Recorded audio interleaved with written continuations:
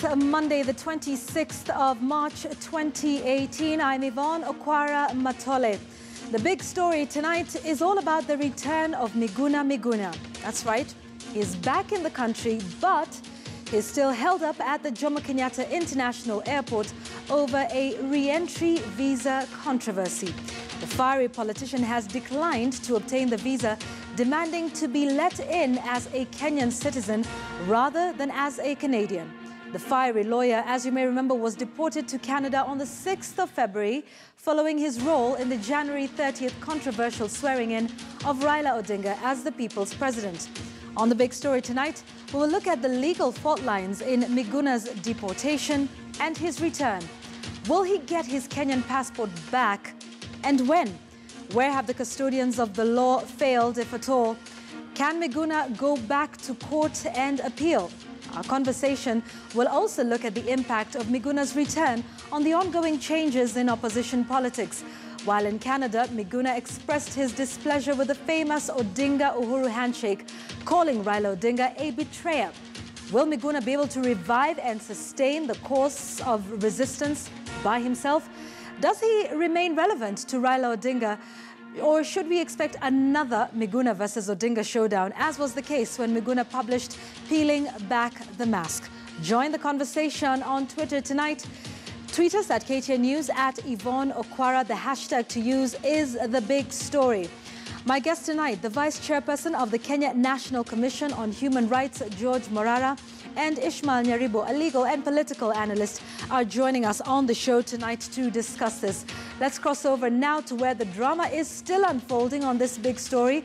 At the JKIA, our lead reporter, Sophia Wanuna, joining us live from there. Sophia Wanuna, good evening. It is good to see you. This story is still unfolding. So what is happening at this moment? Good evening, Yvonne. Yes, the Jomo Kenyatta International Airport Terminal E, international arrivals, and it is some rooms behind me here that Miguna continues to be holed up. It has been over 5.5 hours of a standoff since he landed at 2:30 p.m. earlier this afternoon.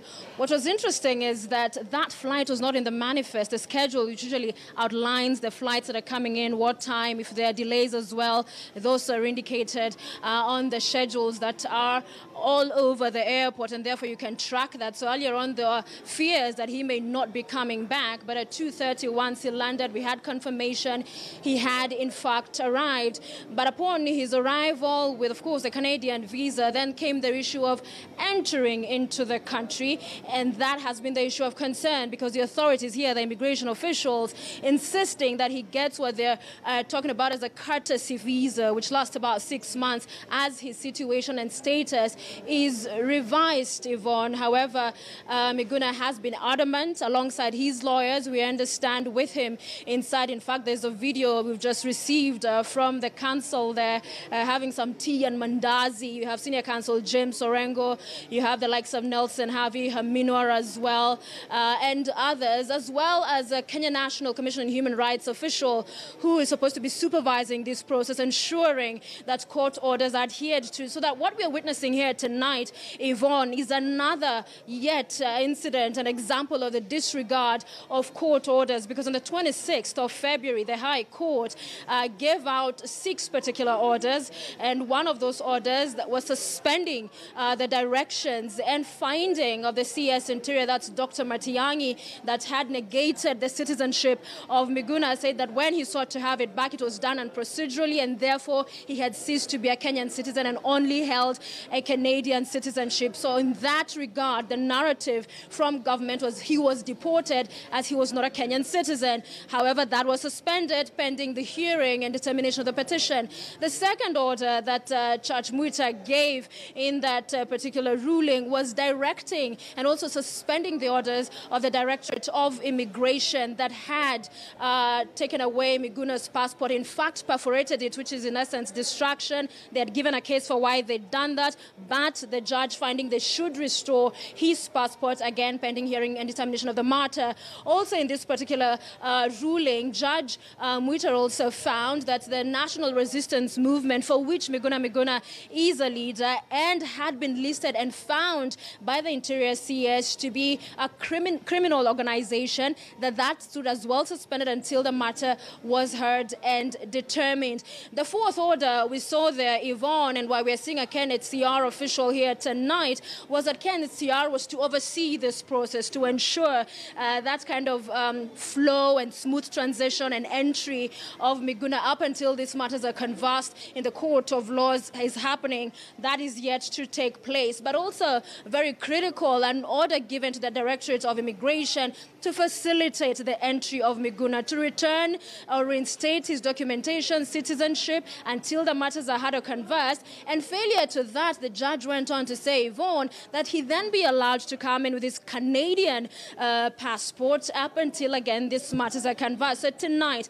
the government finding itself at odds with the court orders, because you remember at the time Miguna was forcefully ejected, is what it has been described with. The government maintains its deportation. Exile is how some of the lawyers want to look at it. The government, after the High Court ruling dictating or ordering that he be brought back for these matters to be heard and determined, had appealed. And this matter came before a 3-judge bench, and the government was seeking for the status they had found of Miguna be maintained, that in fact he was not a Kenyan citizen and that they were right to take away his passport. However, this 3-judge bench court of appeal finding that the government erred and that, in fact, Miguna should be allowed back into the country. So 5.5 hours and counting in there. They're saying they are staying put. There is no way they are going to sit ground and even surrender that Canadian passport, as we understand the immigration officials were saying. What we're hearing, to avoid a scenario where they may forcefully take it from him,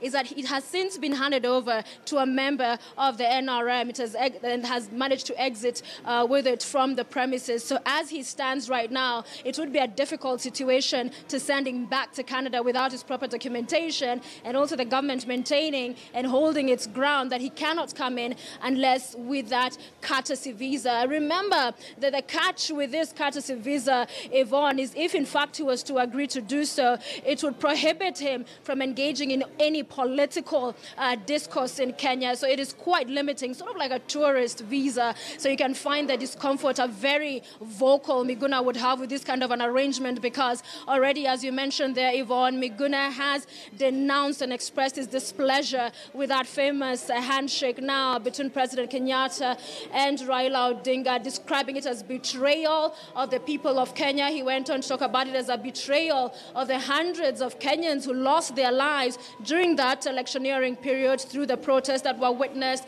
the welcoming back of Raila Odinga from the US at the time, and other events that he did highlight following that handshake. So it will be interesting to see first, Yvonne, how this plays out. Will he be allowed into the country? If he does, under what circumstances, or what other play is the government likely to take tonight? But number two, once he's in here, what happens next? Because remember, the People's Assembly, that has been halted following the handshake. So you'd imagine the controversial and antagonistic nature of the National Resistance Movement would not be one that will be taken well in light of the latest development. And you remember Raila Odinga, whilst the proceedings were going on in court before he was forcefully ejected, he was there expressing support and solidarity. Tonight, Raila Odinga is not here with his NRM soldiers. So will this as a unit continue to stand beyond today in light of the new political realignment and the shifting we're witnessing? Definitely events will continue to follow, but our stay here will continue, Yvonne, as we await to see how it all plays out. Yes, and it's interesting that you pointed out the absence of certain notable figures, which is something a lot of people are remarking on, even on social media, about, where is Raila Odinga? This might be his moment to sort of use that handshake and the newfound friendship with President Uhuru Kenyatta to smooth this process out. But who else is there besides his legal team? Is his family present? We understand that prior to this, his lawyers had requested the government to allow his family and his supporters to welcome him upon his return. Do you see any of them there? Yes, where we are right now, one of the cafeterias just next to this, quite a number of family members will be speaking to them. At this time, they were not willing to speak, still saying they're trying to engage with as many government officials and more so officials in the National Super Alliance, top leadership, to be able to come in and intervene, saying that this handshake and its implication should be felt up to this particular instance, that a man who stood by Raila Odinga, a man who administered that oath for Raila Odinga to be missing in action in this moment of need, that he wants to come back to the country where he was born, is rather wanting. So expressing their displeasure with the development so far, with the lack of that high profile, if you like, kind of presence and even intervention and pronouncements from these leaders in this particular instance. But in there, only the legal counsel and the KNCR official are with Miguna. Family and friends, supporters of NRM, they have been here all afternoon, and in fact as well, just expressing their displeasure as well with how events and matters have been handled by the authorities. So, and as far as that is concerned, it's a busy affair here at the international arrivals. I remember when I was coming in, one of the tourists was asking what's going on, why there are so many people here. It looks like a political rally, but explaining to them what is happening. So if he does in fact come out, it will be quite a reception for him if they do stay on, and if in fact he is released from inside. Indeed, Sophia, it looks like it's going to be a long night at the Jomo Kenyatta International Airport, we trust that you will stay with the story until we see perhaps some new developments in that respect. Sophia Wanuna, our lead reporter here on The Big Story, live from the JKIA. And just those pictures that were running a short while ago is what Sophia Wanuna was alluding to, that amateur footage showing Miguna at the airport with his legal counsel enjoying a snack. It looks like it's going to be a long night for them. So that is the latest footage of Miguna at the Jomo Kenyatta International Airport, where he says he will remain put until he is allowed to come into the country as a Kenyan citizen. So we will speak to my guests in a moment, one of whom has been at the JKIA all afternoon, and he will give us his perspective. That's from the KNCHR, and they were overseeing this process to ensure that his rights are upheld throughout his return to the country. But let's just jog your memory, because this has been a story that has been unfolding since the month of February, and there have been twists and turns. So let's take you down memory lane just very briefly so that we can bring you up to date with where we are today. So this all started, of course, with Miguna's arrest on the 2nd of February. The DCI, George Kinoti, confirmed his arrest for administering an illegal oath and being a member of a banned organization. The High Court judge, under a certificate of urgency, directed he be released on anticipatory bail of 50,000. He was charged with 3 counts in a Kajiado court. On the 5th of February, the court heard that Miguna had been kept incommunicado throughout that time. His lawyers expressed fears over his safety and his health, and the court ordered the Inspector General and the DCI to appear in person before them to show cause for why they had disobeyed the court orders. The police, of course, failed to present Miguna before the High Court. Now, let's move to the 6th of February, when the Kajiado Magistrate Court declined to take plea and, in fact, directed this matter to the High Court in Nairobi. He was then deported to Canada despite a court injunction against the same. You'll remember he was then mysteriously taken to the airport airside and was then put aboard KLM flight number KL360 against his will. The deportation pursuant to a declaration that was issued by the Cabinet Secretary for Interior, pursuant to sections 43 and 33 of the Kenya Citizenship and Immigration Act. Now, on the 10th of February, the government, through the DPP, the Inspector General, and the DCI, asked the Court of Appeal to set aside a High Court ruling. Then we've heard, as Sophia mentioned, quite in her detailed update at the start of this show, that the High Court, or rather the 3-judge bench, found his deportation illegal. Now, let's come to the 26th of February, much later on in the month. Justice Chacha Mwita ordered his return to Kenya, suspended the state's declaration that he was a prohibited immigrant. The High Court judge suspended the cancellation of his passport by the immigration boss. That's Major Retired Gordon Kihalangwa. Now, on the 12th of March, then, the Court of Appeal, as we said, ruled against the government's appeal to stop his return. So this is just what has been happening in the country to date, and this is prior to his return. I want you to now take a look at his responses. That is of Miguna at the time. Now, he said his deportation was a violation of his constitutional rights. That is the quote there. He said he has never, ever renounced his citizenship, will never do so, and had never even contemplated it. He claimed that the CS for Interior violated the law and that his fundamental rights were not upheld and they were violated.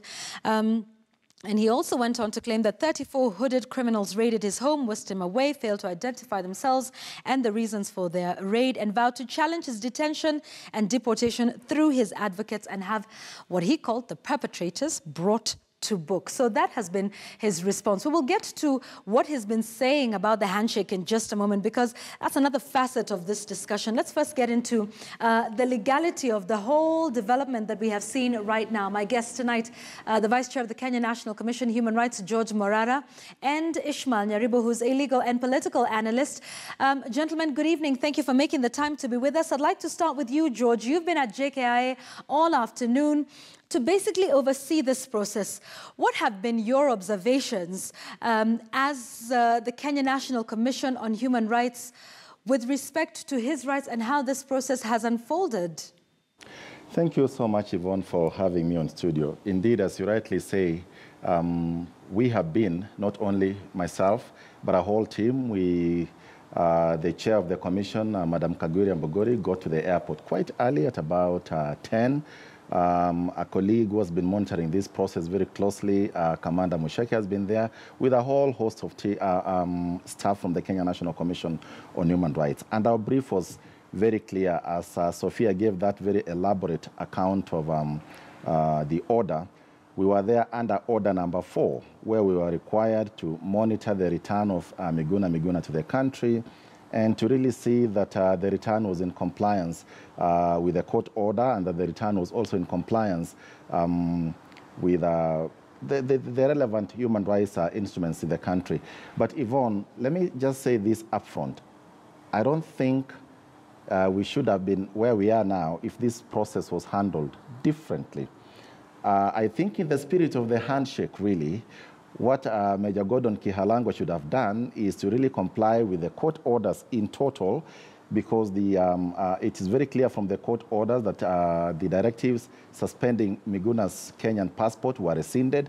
It's very clear that the directives are requiring him to be, or listing Miguna as a member of NRM. All those directives were really lifted. So what I would have expected Major General retired Gordon Kihalangwa to do is, in the spirit of the handshake, to really facilitate this process, even to be there in person, tell Miguna, karibu nyumbani, here is your passport, and then because Miguna has still a matter pending in court, then we take it from there. But what we've seen so far, Yvonne, is a standoff, and this is completely unnecessary. I don't think we should have gotten to where we are now. So George, is it your statement tonight that the Inspector General and the Director of Immigration have refused to obey and comply with the court order that was issued by Justice Chacha Mwita?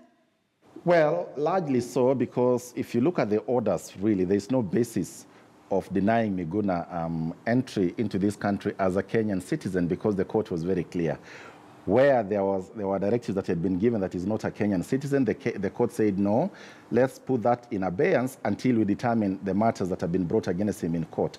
Where the Minister for Interior and Coordination of National Government, Dr. Fred Matiang'i, had said that Miguna belongs to an illegal entity called NRM, that was also put aside until the matter was determined. So really, clearly, I think what the immigration is doing is really relying on a very small part, a very narrow interpretation of the orders. Because if you look at order number 4, where we come in, the immigration department was required to issue travel documents to Miguna to facilitate him to come. So logically, if he had already been, the status quo to remain that he's a Kenyan citizen, therefore logically it follows that even if the immigration department had perforated his passport, they were required to facilitate his travel back to Kenya by giving him relevant documents, including a new passport. And they had enough time to do they had 1 month passport, to do that because this was done last month. Yeah, they had 1 month to do that. Yeah. They did not do that. But I think what they're relying on now is that very small part of that order that says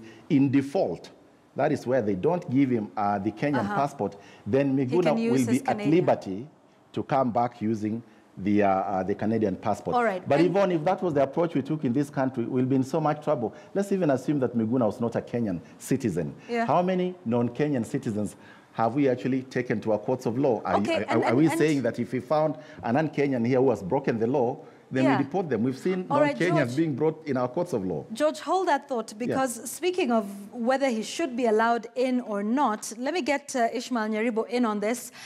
Ishmael, Mwenda Njoka, who's the spokesman in the Ministry of Interior, is tweeting about an hour ago. This is what he says.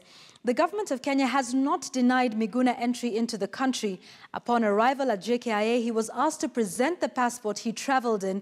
He declined. It is a legal requirement and an IATA regulation for travelers to show the documents they traveled in at the point of entry. Your response to this? Yeah, thank you, Yvonne. I think there is a very serious show of misunderstanding the law and open disregard to government procedures by government officials themselves. You see here we have a case whereby the High Court of Kenya, the Court of Appeal, have allowed Miguna to come back to Nairobi, to Kenya, to his country. Even if Miguna were to refuse to hand over the travel document, really the government officials would actually usher in Miguna on one simple basis, that the High Court of Kenya has actually directed that he comes back in whichever way, whether he hands in his travel document or not.